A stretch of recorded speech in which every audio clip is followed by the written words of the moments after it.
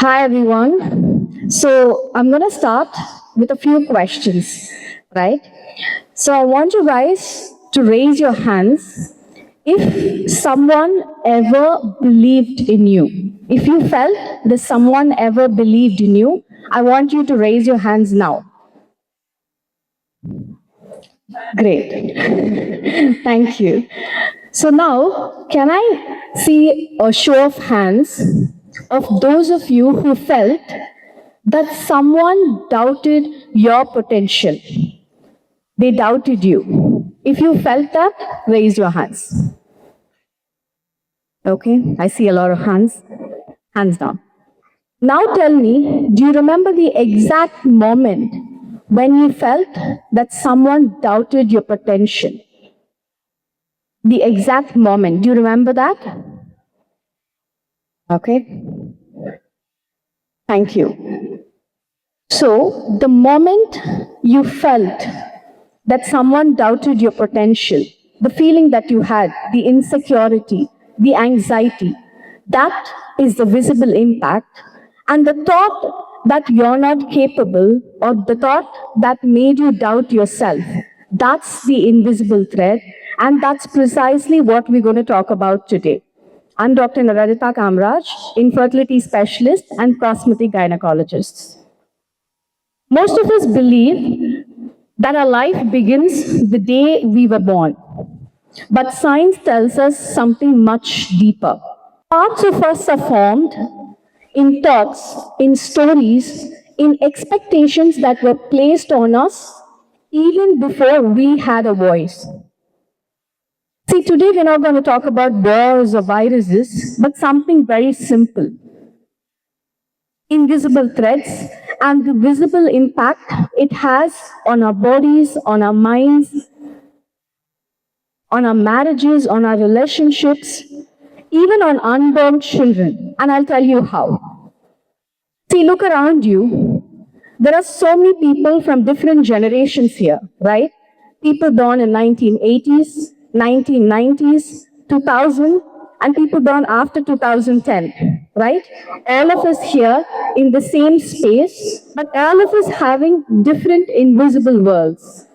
See, I come from an intersection of, I'm not a doctor who just writes medications, looking at patients and say, okay, take this prescription, come back tomorrow. That's not how it works. In my field of expertise, I must be a psychologist and treat minds. I might treat bodies as a gynecologist and as an obstetrician. I sit with hope and heartbreak as a fertility specialist.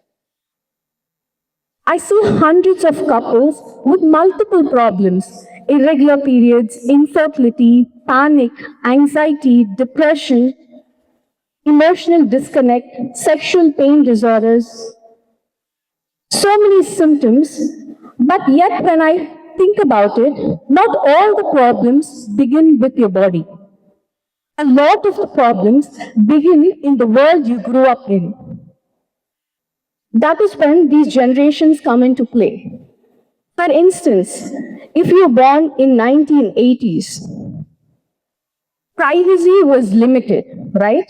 You were born in, maybe you grew up in a small house with very limited privacy. Your family is always taking care of you, being protective. And authority was never questioned. Whatever your dad says, goes. And there was a strict protocol. Good girls are obedient.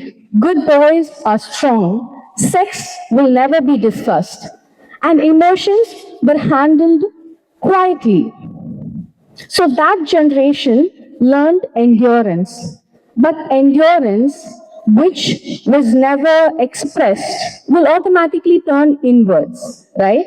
So we see people from that generation undergoing chronic anxiety, unexplained infertility, sexual pain disorders, and sometimes even emotional disconnect. Then you come to people from 1990s. You know, you are raised between two worlds. You have to be traditional, but you have to compete globally. Because that world was exposed, so your competitors are around the globe, but yet you must preserve tradition. You must dream big, but not dream too big. You should be family oriented, but build something independent. So you had opportunities, but never the emotional vocabulary to handle it. So we see those people from those generations undergoing performance anxiety in relationships, in careers, stress of delayed marriages, guilt around desire. Can you see how the invisible thread of being brought up in a particular generation, in a particular setting, has a visible impact on your biology? Imagine you were born in 2000s. The internet knew you before you knew yourself, right? And you learned about bodies from screens. You learned about love from algorithms. You learned about intimacy from performance. You were exposed to everything but guided through very little. So this generation had a fear of commitment, sexual confusion, panic attacks, anxiety issues. We were born after 2010. They were quite okay to begin with, right? So because they understood the word mental health, the vocabulary very early. They questioned authority. They felt deeply about things, but the world was overstimulating for them. They grew up in such an overstimulating world. Screens before silences, speed before reflection. So they felt deeply, but the world scrolled quickly. What I'm trying to say here is, look at these generations. Each generation, each family, each culture tries to protect something, right? What does it try to protect? Reputation, honor, stability, tradition. In the name of protecting these, we are silenced.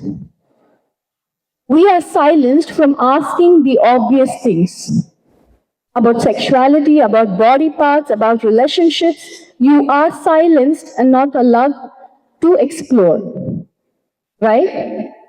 Silences can sometimes feel safe. Oh, let's not talk about that.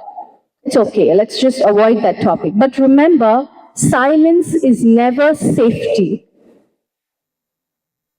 Imagine a girl who's not able to talk about her periods, a guy who cannot talk about consent, a couple who can never discuss fertility openly, and then mental health is regarded as weakness. Imagine these silences will grow. These are the invisible threads and the visible impact it creates on you. I'll tell you a deeper science. When you have chronic stress and emotional suppression, your hormonal imbalances will set in. PCOS, endometriosis, you name it and you have it. When you have chronic trauma, that will dysregulate your cortisol levels. When you have unprocessed trauma, that will have an impact on your sexual function, on your fertility, even on pregnancy. And silences will not just disappear. Silence will become stress, silence will become trauma, silence will become inherited fear. As a doctor, we feel we must replace silence with awareness, and that is transformative. You don't have to cut down generational roots, right? You just have to refine it with awareness. Can you close your eyes for one moment and think of one belief, a belief about yourself or your emotions or your future that was put in you, not consciously what you chose? For example, someone telling you, good girls are not very loud. So you decided, okay, maybe I should speak softly. Or someone told you, men don't cry. So you decided whenever you're overwhelmed, I'll be angry or I'll be rude. Or someone told you, desire is shame. So you stop exploring your sexuality. Now open your eyes and tell me, are you going to cut off these invisible threads, these beliefs that hold you back? Or are you going to pass it on to the next generation? What are you going to do? Invisible threads are there in every generation. Every generation will have them. But so is conscious choice. The moment you identify something to be an invisible threat, it loses its hold on you. The moment you question a belief, ask why? Why should I do it? Why are we doing this? Why? You are rewriting your biology.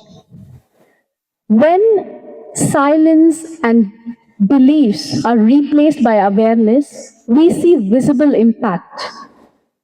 We see healthier bodies, stronger families, safer relationships, and less wounds in unborn children. So today, you and me must take a conscious choice. See, I always feel that our mind is like a YouTube video, like a beautiful video. It keeps playing, right? But these invisible threads are like the ads which keep popping up. They're very annoying, right? So they just keep popping up like, don't do this. You're not supposed to do it. Why? Because I say so. You're a girl, so be submissive. Don't talk about your body parts. Don't understand about sexuality. Don't talk about relationship.